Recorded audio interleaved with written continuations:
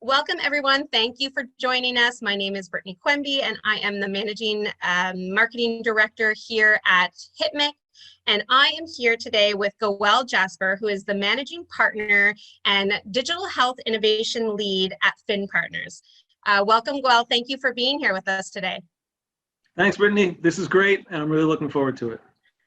So for those of you who don't know, in May we held our 2021 Medigy HITMC Awards, and Goel was our winner for Marketer of the Year at an agency. So congratulations again on your win. Thank you. And we just wanted to sit down with Goel because he's done some pretty interesting things, not just only this past year, but in his career in general. So we wanted to just sit down and get a little peek behind the curtain on everything that Goel has done in the past several years. So I'm going to dive right into our questions. Well, maybe you can tell the community a little bit about yourself, and in HITMC fashion, we do like everybody to share a fun fact about themselves. So I'll head it over to you. Okay.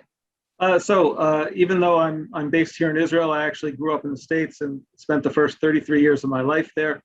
I grew up in Philadelphia. I'm still a big Philadelphia sports fan, which is kind of tough sometimes when in order to watch a game, you have to wake up at 3 o'clock in the morning. But a fun fact about me, I don't know, I have 8 children. Is that fun? Wow, I mean, that is a feat for sure. Yeah, I have 8 children. My oldest is 24 and my youngest is 11. And our house is, like, figuratively and literally a barrel of monkeys. I can imagine. I feel like that with 1, so I cannot imagine 8. It's a lot of fun. Wow. Thank you for that. And so, you mentioned you're in Israel. You're part of the Fin Partners Israel office, the Jerusalem office. Can you share with us a little bit about your role there? Sure. Like I said, I didn't live in Israel until I was already 33 years old. By then, I had a pretty strong background working on both the agency and client side in the States, mostly with technology. And my most recent position before moving to Israel was as the head of communication for Ciena Corporation, which is a pretty large optical networking telecom equipment manufacturer. Because of that experience in the States with both the agency and client side, I really was fortunate enough to have a pretty well-rounded experience in PR and marketing before moving to Israel. Israel is an incredible place of innovation. And the Israeli government is not paying me to say that. Like it actually really is an amazing place of innovation. I think probably most of the people who are watching this have heard about Israel and its innovation. And one thing that Israel is not traditionally strong at is the marketing of that innovation. And so the Israeli mentality tends to be, I invented this amazing technology that can impact the world in a tremendous way. Of course, everyone's going to fall all over themselves begging me to buy it from me. And as you know, that's not the way the world works. And it's in particular, it's not the way the health ecosystem works. And so having the background I had really came in handy. I had no idea what I was going to be doing when I moved to Israel. We moved to Israel for ideological reasons, not for business reasons. But it's certainly gone pretty well for me here business-wise. And I think that the reason it has is because of that background that I had from the States.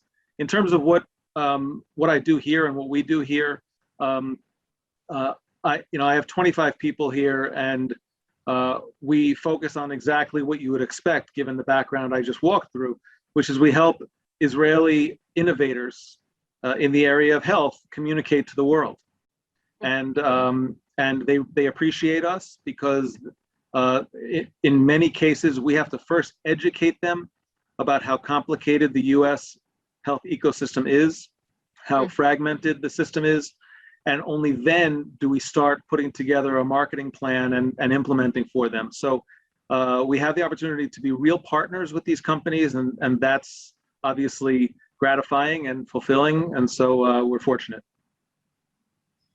That's awesome. And, probably great for these companies as well who, like you said, have this technology or this great idea that they want to get to the forefront, but maybe, lacking in or maybe not lacking, but, may not have as much skills as you guys would to be able to get it out to the audience. So I'm sure they're probably grateful for that as well. And, you talk a little bit about, some of the companies that you worked with and some of the clients, but, you do a lot of work with MedTech startups and kind of getting them to the forefront. So maybe you can share a little bit about the process that you work with them on. Sure. Like I said before, this is a country of innovation, no question about it, but very often the CEOs of MedTech startups have a background in classic high tech. And maybe they had a family member that had a challenging experience with health or with treatment or wellness or whatever it might be. And so they take on a challenge in the world of MedTech, banking on their high tech experience to carry the day. And so what they really depend on us for is to help them navigate the US system from a communication perspective. And so they're used to the paradigm of, okay, who's the customer? Who's going to buy this product? And let's make sure that we create messages and wind up communicating on the platforms and in the media outlets that matter to those customers. That's their understanding of how marketing works. And so we, as I said before, we educate them about the US health system. And we, in essence, for any client, we wind up developing several communication plans. So we may have a communication plan that's focused strictly on payers, insurance companies, Medicare, Medicaid. And we may, for the same client, put together a communication plan focused on physicians, other clinicians, nurses, pharmacists, anyone from the provider community. And so we a long time ago, what's a long time ago? Maybe 4 or 5 years ago, we realized that our role as a PR agency is done. We don't do that anymore. What we do is we serve as the communication arm for these companies because startups don't have the budgets to justify internal communications professionals. Right. Some of them might be able to justify a VP of marketing, but not all of them. Very often we're dealing directly with the CEO. And so that CEO, he or she will depend on us to be their voice and the brains behind their voice for communicating to the markets that matter to them. Mm-hmm. Yeah, and you bring up a good point because I think even startups here in North America too, you don't necessarily have the budget to get those strategists in or a communicator in, or it's typically one marketing person, and then the messages that you do create are that kind of blanketed approach, as you mentioned, kind of a one size fits all, but as we all know, as we go into the healthcare space, that doesn't always work. And you do need to do that segmented approach to be able to get, the eyeballs on your messages. So exactly. By the way, I also want to say that working with startups is an absolute pleasure because they move fast. Oh, if we come up with a concept for some kind of campaign, the ladder that idea has to be going up at the client company is a pretty short ladder. It's right. Like one, maybe two people, and then boom, you're going. And so one of the things that I really appreciate about the other members of my team is that they're so nimble and there's so much energy and that comes from the fact that we're working with startups. So Like anything in life, you have the challenging side of startups, which is that they have a sort of simplistic view of things. And then you also have the invigorating side, which is they love moving fast. Yeah, definitely. And, I've worked at startups and both large companies. And I remember, someone had said this analogy to me that, as a startup, you're basically operating like a speedboat because you are going so fast. Things get, decided very quickly. It can move up the chain very quickly. You can be nimble and change from and pivot from one decision to a next. When I went to a bigger company, they said, yeah, it's more of like a barge or a cruise ship. So like pivoting is really hard to do, and it takes a lot of time for things to, get in motion. So I agree with you 100% on that. The startup mentality is such a fun and invigorating place to work in, right? For sure. And, you talk about educating, the clients and, partnering with them to, to really try to educate them on, how to communicate into different segments and into the industry. And I read that you recently, and not sure the date of when this happened, but that you developed a global training program for employees and have, or for your colleagues, and have actually mentored, a number of your colleagues in many different countries and states. So maybe you can talk about the education process there and maybe how it's different from, educating clients. Sure. First of all, I want to give, I don't know if this is a phrase, but I want to give collaborative credit to one of my colleagues, Goel Jasper, who and I'm sure many of the people watching know Gil. He and I came up with this concept together because the Jerusalem office before 6-7 years ago was focused primarily on high tech, and we were able to pivot so, I don't want to say easily, but so smoothly to health innovation. We realize that this is a pivot that is replicable in other markets. There are other markets around the world. Some of them are obvious to you. San Francisco, for example. Singapore is another example.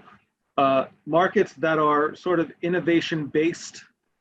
And the idea we came up with was maybe if we can help them understand how smooth the transition can be from high tech to MedTech or health innovation, that they also would be able to play the same kind of role, helping startups in their startup economies to communicate to the world about their innovations. And of course, the concept had its basis in trying to grow our business, but man, one of the most incredible benefits of working in health innovation is that every day we're working on technologies that can save lives, extend lives, make a difference to people, and that's it's not just rewarding, but it's exciting for my team. And so we thought, with such a great product, that product being health innovation and what it means for the world, we could educate other members of the Fin network of our brothers and sisters in other cities and countries to do what we had been doing. And so we identified those markets, and we started with San Francisco, and actually it was San Francisco, Portland, and Los Angeles. And there were about maybe 40 participants, and we just created a curriculum, a 6-session curriculum.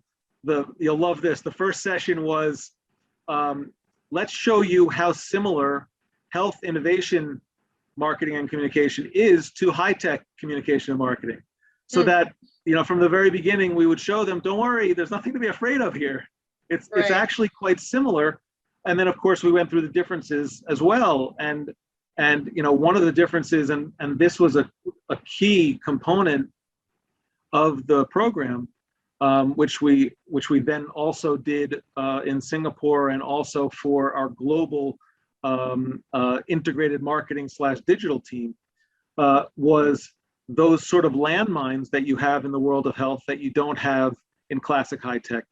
Principally issues related to regulation and claims and what the label says versus what you're allowed to talk about, and those kinds of things, and the importance of science, the importance of studies to back up what you're talking about.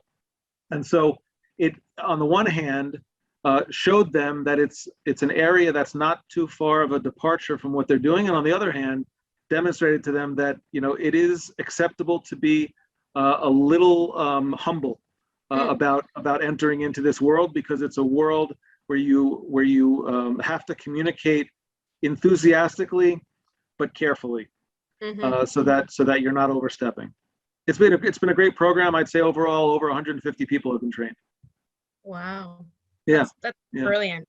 And I mean, and such a great idea, or collaborative idea, to be able to take what we quite often we don't necessarily see see it this way, but take what works and then replicate it into different markets where we know it'll also be successful. So such a brilliant idea there. And we kind of talk about pivoting and being able to change. This past year we've probably had to change many of our ways of marketing or communicating to audiences. And I read that you has recently co-chaired the Finn Health Practice Global Virtual Summit. And we've done a bunch of virtual summits ourselves, or not summits, but virtual events this past year.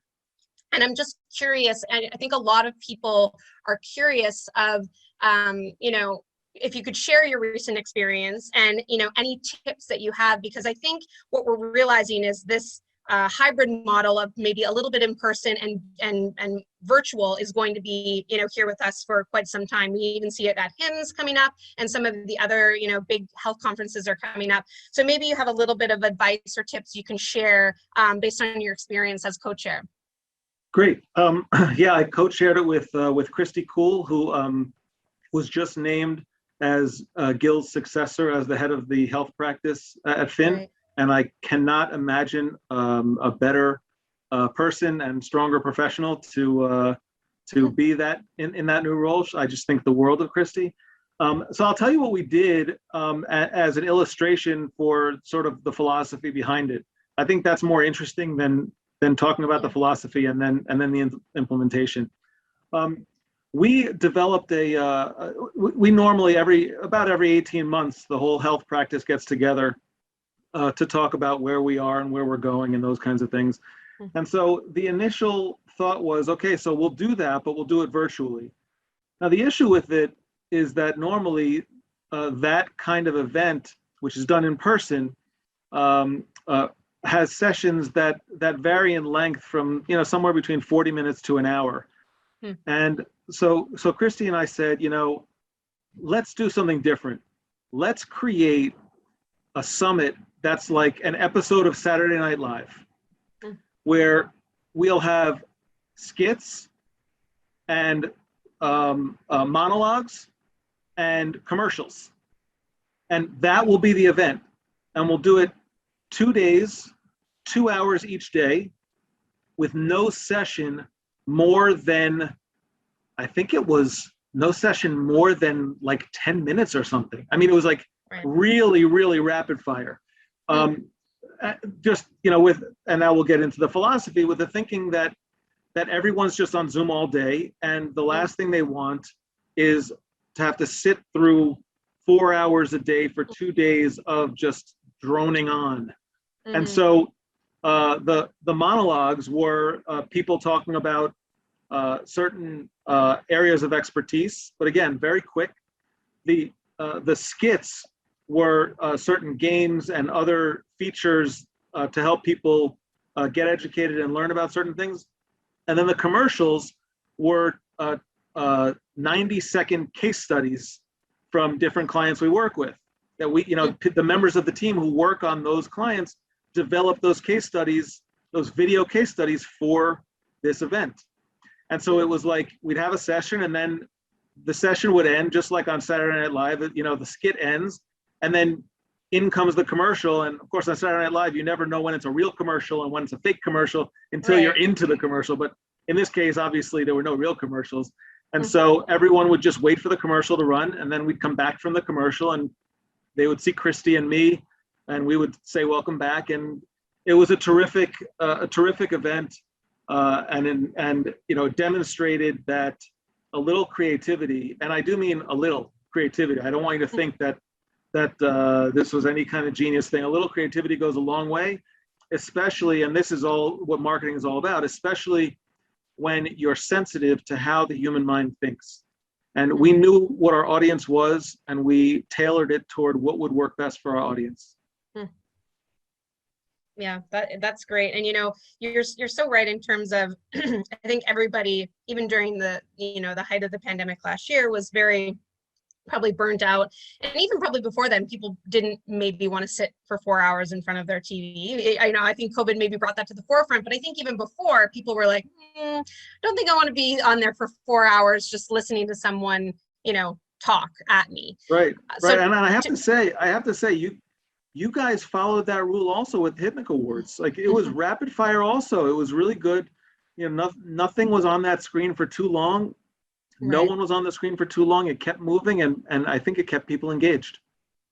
Yeah, and I think we had the same philosophy in terms of we had done a number of virtual events previously in the year, which were probably a little bit longer than they probably needed to be. But I think as we saw people begin to experience that burnout, you have to again pivot to make sure that you're keeping them engaged. What are ways that we can keep them engaged and do it in a fun way where they're not leaving saying, well, that was a waste of time, or that was boring. That's not right. That's the last thing that we want. So we definitely had that in mind as we were creating the agenda for that.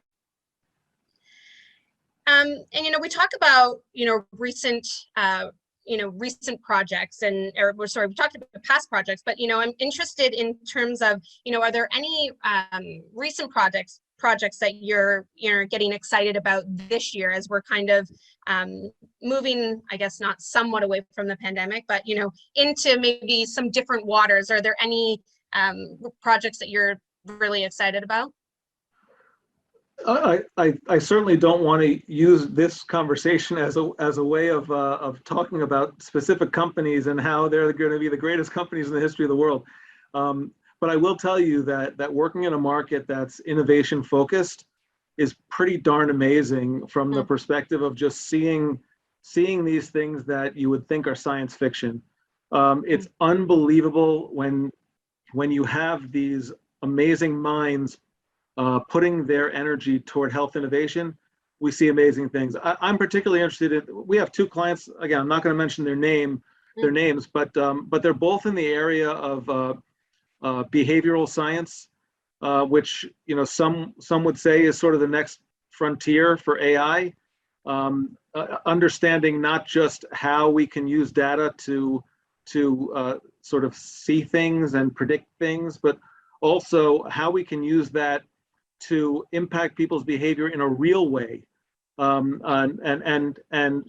understand, in fact, for one of the companies, we refer to it as behavioral understanding, and understand what people are really driven by, and make the most of that understanding for the sake of helping that person, rather than for the sake of selling to that person, which has been the world of advertising for decades.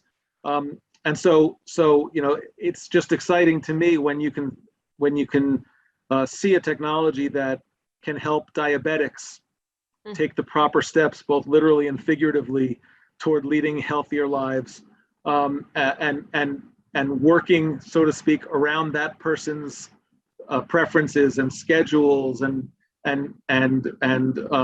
challenges and demands. And so behavioral science is particularly exciting, and we're just embarking on a couple of projects in that area right now. Yeah, and you said it great. It must be such an exciting thing to be a part of. Seeing these technologies, from the birth, and then have them grow and what they can actually do for the greater population and lives and behaviors. It's transformative, right? Yeah, and also I think in our business, all of us, the more we can get jazzed about the subject matter, the better job we're going to do. And so when the subject matter is like, wow, this is going to change everything in the world of oncology, for example, it's so much easier to be excited about it, and we wind up doing a better job. So everybody wins. Definitely. Well, and speaking about exciting things, I would be amiss to not talk about your award. I always ask everybody this question. So, Goel, you were our winner for Marketer of the Year at an agency. I always love to know how people felt and what it was like to win the award. So if you can share a little bit about that with our listeners. Sure, with pleasure, and I hope I don't get choked up. Because it was pretty remarkable. The fact that it was a virtual event and this particular award came toward the end, which I didn't know in advance, by the way, meant that I sat and listened to the entire thing and enjoyed the entire thing. And if you can picture this, just because of the relative strength of Wi-Fi in different areas of our house, I was sitting at the desk in my 19-year-old daughter's bedroom. So I was at the desk looking all handsome and neat. And my wife was sitting on my daughter's bed, just sort of listening in and maybe reading a book or whatever. And then when it came time for my category, I looked at the screen and I saw some bullet points that sort of sounded familiar. And you guys hadn't turned the camera to me yet, but I wasn't sure when you would.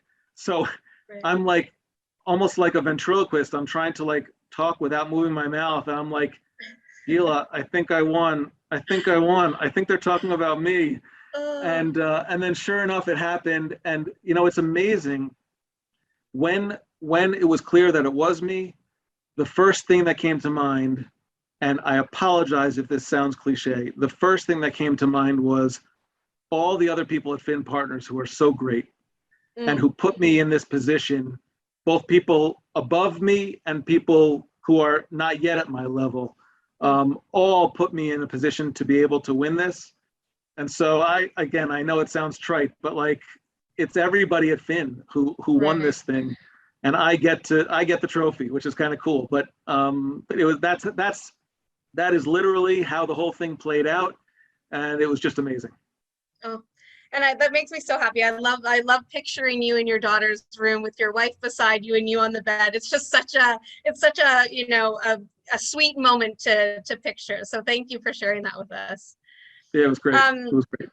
And you get to, it was kind of a year for Finn as well. We had, I just spoke with Helen Skelton last week about the Hip Hop Public Health Award, and Finn, winning, multiple awards this year. So, kudos Vanderbilt as well. Yeah, and some Vanderbilts as well. So kudos, to you guys.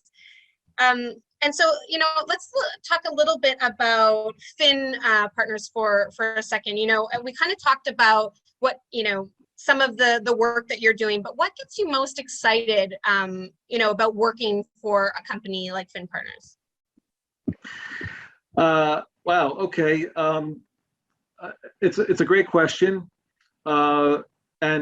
And given the fact that Finn Partners is now almost 900 people and 20 offices around the world, it may not be something that's easy to believe, but given the fact that Peter Finn, the founder of the company, is still with the company and not interested in selling to one of the global advertising conglomerates, there's a very sort of comfortable, family, homey kind of feel here.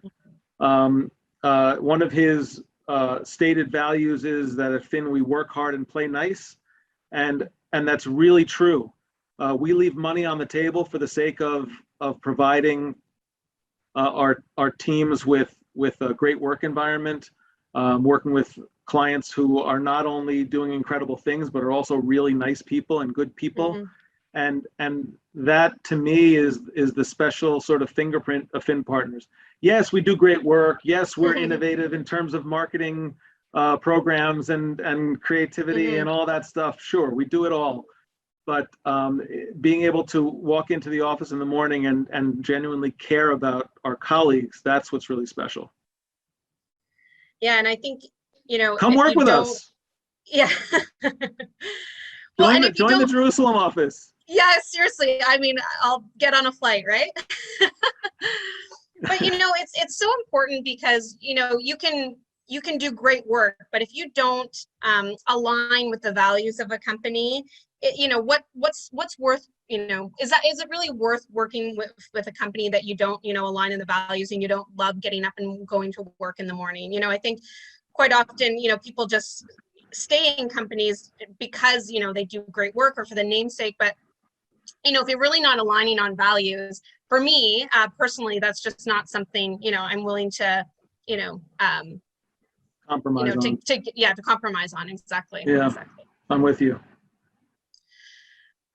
So you have done quite a bit in your career. We've talked a lot about it, and you've been with the company for several years, and you've kind of had to build things from the ground up, with the Jerusalem office. Maybe not quite on your own, but you put a heavy load on your back. So I'm wondering, for folks who are listening who might be in the same role, or a marketing leader who has those same goals they need to reach, what would be some advice to them on either how to get started, or how to keep it all going, or move it forward? I think there are probably three elements. There are certainly two. There might be three. Element number one, and I think we talked about this earlier, is you've got to be passionate about the subject matter. We don't work for clients unless we are jazzed about what they're doing. We just won't take it on, and that's part of the work hard, play nice philosophy that I talked about earlier. If we can't be genuinely excited about something, great. So they're paying you money. Okay, it's nice. It's nice to get paid, but it's not enough. It's not enough. When you're a marketer, you need to be passionate and energetic about what you're doing, and the clients need to see that passion. And so that's element number one. Element number two, and this is an element that I've been working on a lot recently with a couple of my colleagues, is the question of measurement of the work we do. It's sort of like the classic question in the world of marketing: how do you measure the value? And we're actually in the process right now. This is coming from the Israel office. We're in the process of developing a new way of measuring the impact of the work we're doing. Because as you know, when it comes to marketing, normally measurement has to do with, if it's PR, number of articles and the sentiment in the articles, and other areas of marketing communications. Maybe it's, visits to the website, lead generation, and those kinds of things. But often it will also just be measurements of process. How many news releases did we send out in this quarter? And how many followers do we have on Twitter now? How many likes did we have for that LinkedIn post? But those measurements are not impact measurements. Those are process measurements. And so I think the more that people in the world of marketing, particularly when you're talking about health, because we're not just trying to sell more computer mice or bars of soap here, we're trying to change people's lives and save people's lives. We have to be focused when it comes to measurement on impact. And sometimes the harsh truth can come out when you're focused on impact. We got an article in the Wall Street Journal, but interestingly, because the article was behind a paywall, no one read it online. And so how much of an impact was it? Meanwhile, we got something in like Moby Health News, everyone is able to see it. And lo and behold, a piece in Moby Health News becomes more valuable than a piece in the Wall Street Journal. I'm not saying that's necessarily the case. I'm just giving a little example of the importance of impact measurement versus process measurement. And so that's the second area I think we should all be focused on. And the third area, and this won't come as a surprise at all, the third area is always challenging how we've done things in the past. We must always challenge things. And just because we've done it until now doesn't mean we should keep doing it. One example is, for every client, traditionally we send news releases out on PR Newswire, Business Wire, Market Wire, all those. And then we also have our own list of contacts that we send it to. So more recently, we've asked the question, like, is it really necessary to send it out on the wire? Now, for public companies, it's different because there's disclosure responsibilities and requirements. But for startups, maybe they can save that money and put it toward Google ads or other paid campaigns with digital platforms. So the third one is to always challenge how we do things. And I mean, those such great tips as you're saying them, I'm thinking, yeah, that's such a great idea. And especially the third one.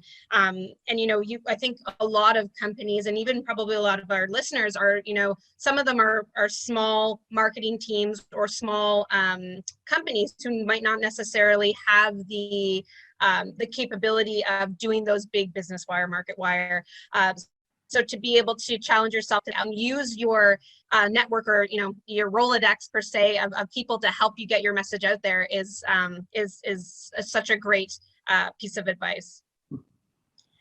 Yeah, there are companies that come to us and they say, we have like $2,000 a month we want to spend on an agency, and of course that's too low. Right. So I say to them, don't look for an agency. Just do some social media boosted posts and Google ads. Those products work really well. So maybe you won't be a Fin Partners client right now, but at least Fin Partners is helping you to do what you should be doing if you have that small budget. Right. And maybe one day they will be. Yeah. Well, Goel, we're nearing the end of our conversation. And so I like to end, most interviews with a similar question, but I think we've all experienced an interesting year, I guess year and a half, coming on 18 months this past year. What is one of the most valuable things that you learned this past year that you can share with our listeners today? I'm not sure this is the answer you're looking for, but what I've learned during this past year, and obviously at this point it's more than a year, since the pandemic began, but I understand the award is for this year, so we'll say in this 12 months. What I've learned is people are amazing. People are amazing, and humanity is wonderful, and we have to be so appreciative of all the good in the world. There's a tendency because of social media to focus on what's not good, but man, there is so much good in this world, and we in the area of health have the opportunity to improve upon that and to help people. And during this last year, there are so many people doing so many good things for so many other people. We really need to be appreciative, and I am appreciative. Awesome. Well, what a good way to end our conversation, because I couldn't agree with you more. And, I think if we can highlight those good things even more, we have to. So thank you for sharing that. Agreed. With us. Well, everybody, we are done our conversation for today. I want to thank again Goel Jasper for being here with us and sharing a little bit about what he's doing at Fin Partners and what he's been up to this past year. So Goel, thank you so much again for being here with us today. My pleasure, and I'd be happy to have any conversations with anyone. If you need advice or you want to talk about the work we do and the work you do, I'm more than available. Great, thank you for that. And hopefully one day we can meet in person, Goel. Maybe not this year, but maybe next year. Sounds great. Looking forward. It'll happen. Yeah, one day, right? Absolutely. Well, thank you so much. This has been Brittany Quimby with HITMC. Thank you, everybody, for listening.